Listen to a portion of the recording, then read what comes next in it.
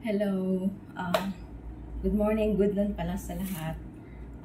Ito yung aking i-bake today.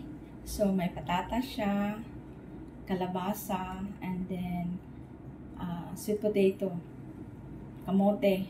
Mix ko sila lahat para, and then i-bake ko siya sa oven.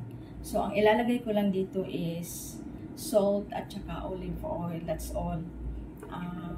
I-mix ko lang. So, gagawin ko na siya. So, ito yung ginagamit namin na it's table salt. So, spread lang natin yung ating salt. And then, olive oil. Olive oil. Yung olive oil namin is virgin olive oil. Extra virgin olive oil. So, ayan lang siya. Ganito lang ang ginagawa ko pag nagbe-bake ako. And then, use our hands to mix it. Malinis na yung kamay ko ha. Naghugas na ako kanina. So, this is it now. Ganito lang ginagawa ko. So, wala na siyang pepper, salt, at saka olive oil lang. Kasi, sa mga bata.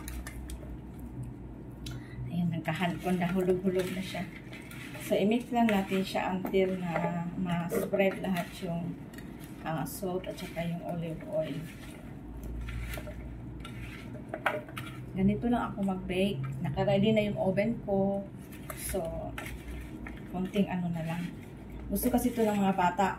Yung isa kong alaga, iba-iba sila ng taste. Yung isa kong maliit is, gusto niya is pumpkin at saka sweet potato. Yung si Vincent naman, ang kinakain niya is potatoes lang. Ito. Ayaw niya ng pumpkin, ayaw niya ng sweet potato. So, minix ko na siya. So, ganito lang siya, guys. Ilalagay ko siya sa oven na. Yan. Kasi naka-ready na yung oven ko, naka-set na siya. Green na, naka-green na. Naka-green na siya. So, ilalagay ko na siya sa oven. Ayan. Ayan. Set na siya sa ano. Lagay ko sa setting niya is yung high at saka low na heat.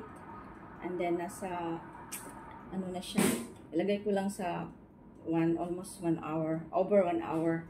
And then 200. And then, maybe I will adjust that to 180 degree. And then, ayan na. So, tingnan natin mamaya, update ko kayo. So, ganyan lang ako pag nagbe-bake. Just mix it together, and then, yun na.